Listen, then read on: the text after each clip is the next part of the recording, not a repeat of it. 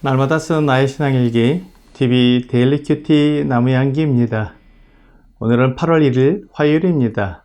오늘 함께 묵상할 성경 본문은 창세기 46장 28절에서 34절입니다.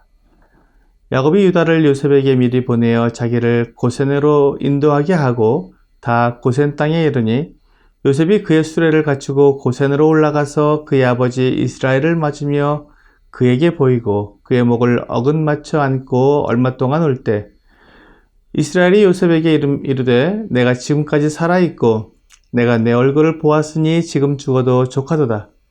요셉이 그의 형들과 아버지의 가족에게 이르되 내가 올라가서 바로에게 아뢰어 이르기를 가나안 땅에 있던 내 형들과 내 아버지의 가족이 내게로 왔는데 그들은 목자들이라 목축하는 사람들이므로 그들의 양과 소와 모든 소유를 이끌고 왔나이다 하리니 바로가 당신들을 불러서 너희의 직업이 무엇이냐 묻거든 당신들은 이르기를 주의 종들은 어렸을 때부터 지금까지 목축하는 자들이온데 우리와 우리 손조가 다 그러하니이다 하소서.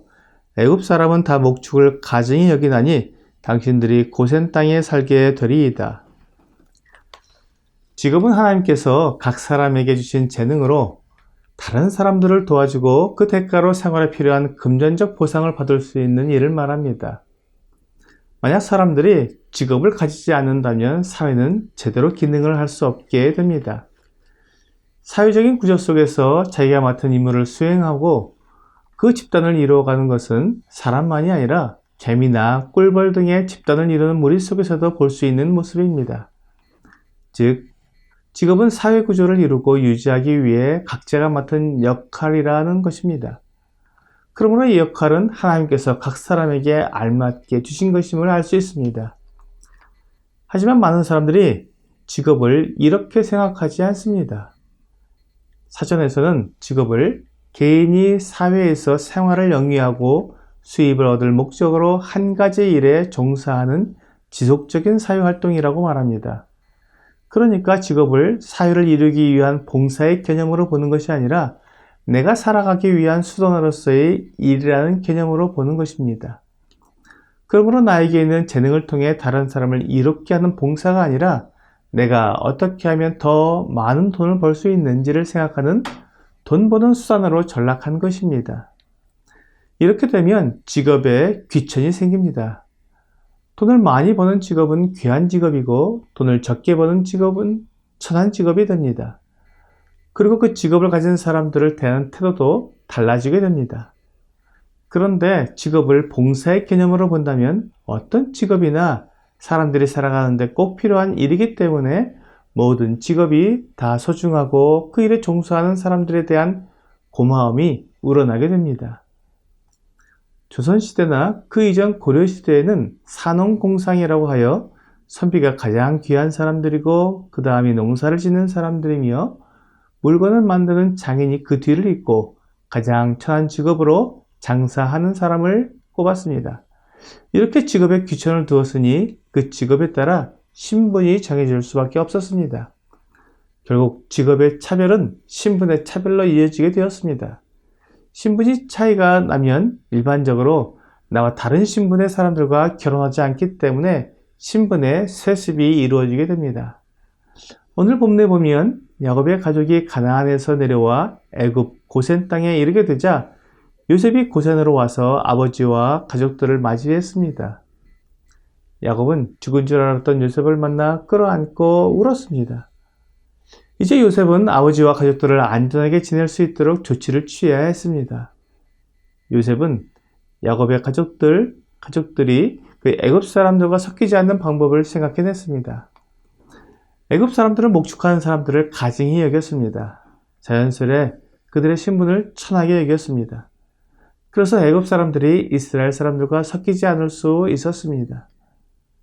요셉은 애굽 사람들의 생각을 잘 알고 있었기 때문에 아버지 야곱과 형들에게 바로가 너희의 직업이 무엇이냐 묻거든 선조로부터 지금까지 모두 목축하는 자들이라고 말하게 했습니다.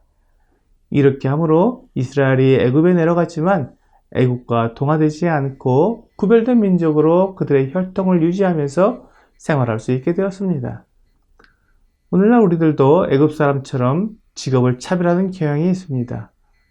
돈을 많이 벌고 권력을 가지는 직업은 귀한 직업이고 그렇지 않은 직업은 천히 여깁니다. 그리고 그 직업으로 그 사람을 차별하여 대합니다. 이것은 하나님께서 사람들에게 재능을 주신 그 뜻과 다릅니다. 하나님은 사람들을 차별하지 않습니다. 하나님은 가난한 자나 부한 자나 차별하지 않습니다.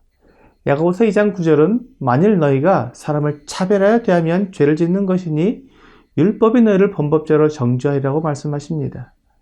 야고보는 회당에 들어오는 사람을 예를 들어 차별 문제를 다루고 있습니다.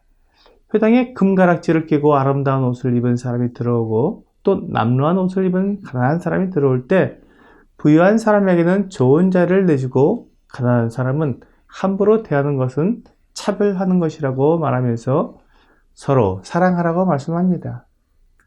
차별은 사랑하지 않는 것입니다.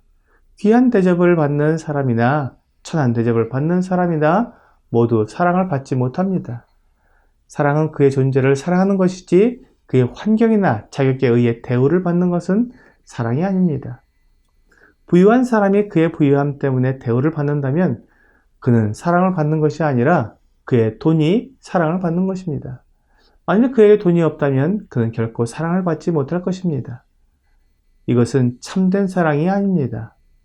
하나님은 그리스도인들에게 참된 사랑을 하라고 말씀하십니다.